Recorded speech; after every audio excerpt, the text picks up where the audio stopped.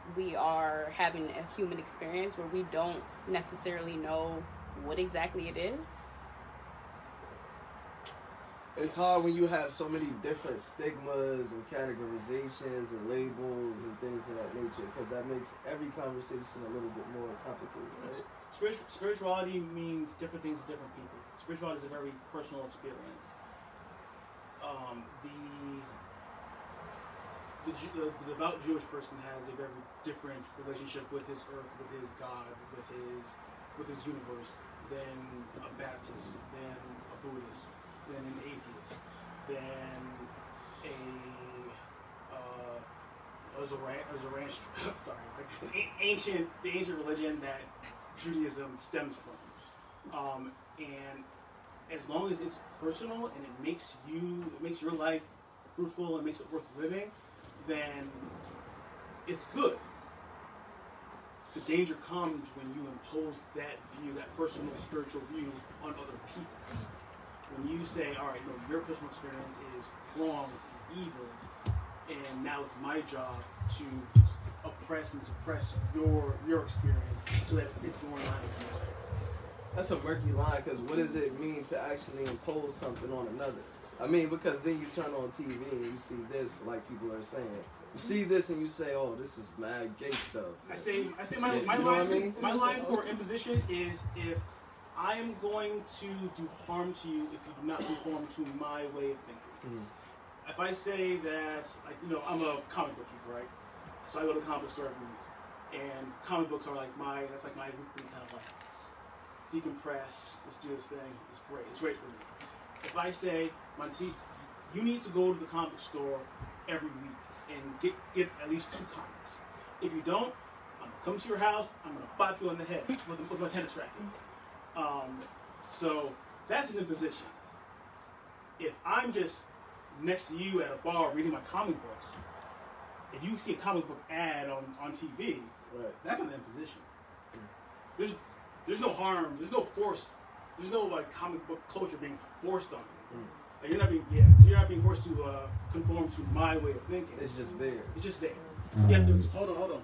So your question was, how do you know that you're having a spiritual experience? No, I was stating, you guys were saying as far as religion and being gay, if that's being opposed on you, or just what you see in the media, it's being pushed on you. But can we all be in agreement to know that we are all just a spirit and a body having this human experience? So we can't say what is right or what is wrong or what is pushed upon us, because we can be born gay or not. I disagree. I agree. No, I agree with what she's saying about far as we all different. We all came here to do different things. So if you being here, it was meant for you to be gay, cool. All right. But it was meant for you to have a family and be fruitful in that way, being productive and raising your kids up and teaching them different things, stuff like that.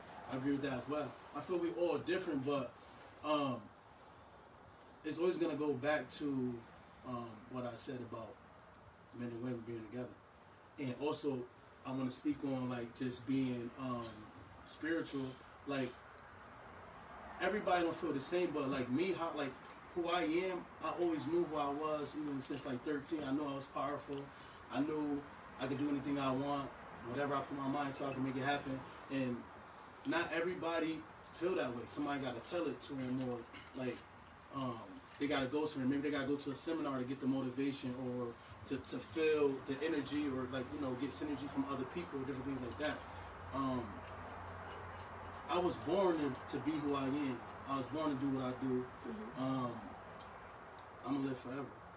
Okay, I know, say that, and I agree. I mean, I love women, and I have a child. So I love women too. It's not wrong with that. Right. So I know why you love women. What do you think? I repopulated, even though I love women, but I still had a child. So we still going on. Life is still going on. Exactly. So listen real quick. Hold on. We got some topics, all right? So I'm going to pass the mic to Ebony. You want to ask one of your more important questions? Monteith, then myself, and then we're going to go around the crowd.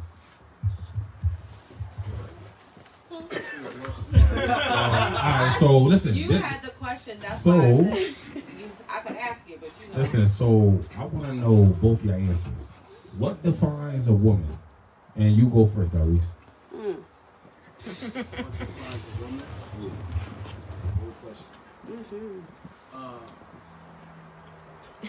A lady that can give birth.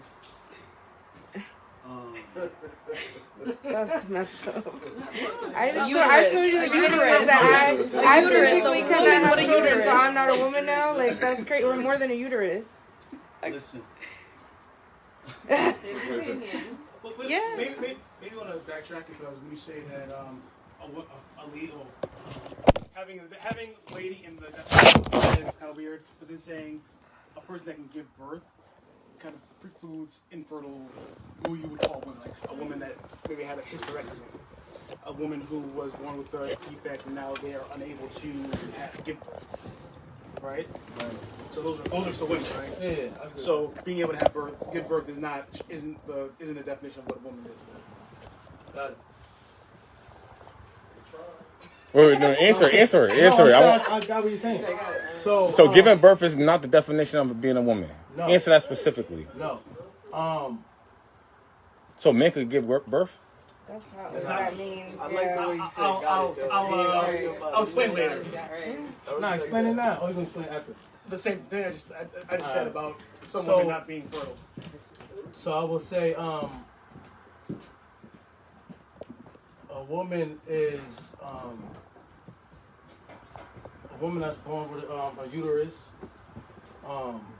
She's born with all the female parts that a woman has, supposed to have, not the ones that they try to go get done up and different things like that. I never thought about what a woman was just now. That's real. I've been seeing women all my life. You know, real woman. That's real. I prefer that. But it's not like you're not including the women that don't have or cannot conceive. Oh, no, like no, that. no. It's That just was that the first thing that came to right, mind. it just never really kind of, yeah. But, A woman that can't conceive also has a womb, though, right? We already talked about that. Not. Hysterectomies. I'm done with my answer. But Yeah, I'm done with my answer. A woman is a female human. Okay. Can men give birth? A transgender man can possibly give birth, yes. Really? Yeah, they still I have thought I like saw a something woman about thing. that. Wait. A few months ago. What's a transgender man? I think it was Yeah, go ahead. So someone who is born a woman, has uterus, ovaries, fallopian tubes. Their gender identity does not conform with their body. They feel in their mind that they are a woman, or that they are a man. All right, and they decide that they want to live their life as a man. But not everyone who is in this circumstance decides to get hormone therapy, to get testosterone, to like surgically alter themselves to make them have like a penis. They decide to keep their woman parts but still live as a man. That woman, that man can have sex with a biological man and get pregnant and give birth. Why? It happened 10 years ago. Dad. How? I He just explained how sex works. Why? Yeah. Because they have a uterus. Because it's a woman. No, because it's a female human. So female is a biological term, and then woman and man are constructs of gender. Because this is actually kind of rough. Because when black people were enslaved, we were males and females, but we weren't seen as full humans. We weren't seen as men and women. We were chat. Yeah, that's true. So even though a male a black male has testosterone, testes, and penis, he's not seen as a full. He's not a man. He's proper. Basically, how they see him is what you're talking about. Right. So gender has a lot to do with how society sees and treats you. So you're a man and a woman when you have your like your autonomy, when you're recognized as that by society. It's about your identity. Yeah, it's about your identity, which is. How does that reflect on all other life forms, like animals? The thing is, aside from maybe, I think certain chimps and primates are starting to. They're saying that chimpanzees, maybe orangutans, are going into their stone age, which means like those kind of animals are developing a culture, but a very primitive type of culture. Aside from that, humans are the only animals that have a developed culture, so we can actually decouple. Like sex and gender are two different things. Because sex. Because we are the only species on Earth that could critically think, right? Yeah, most of us can. And now, but the base. Yeah, But weren't we all once a male? No, we're all once a female. Female. Yeah, we're all because in the womb at conception, you start off with the genetic imprints of a woman. And then that Y chromosome on the 23rd chromosome kind of like turns off those sensors or those expressions that will make you continue to develop into a female. And by blocking those, you develop my transgender brothers.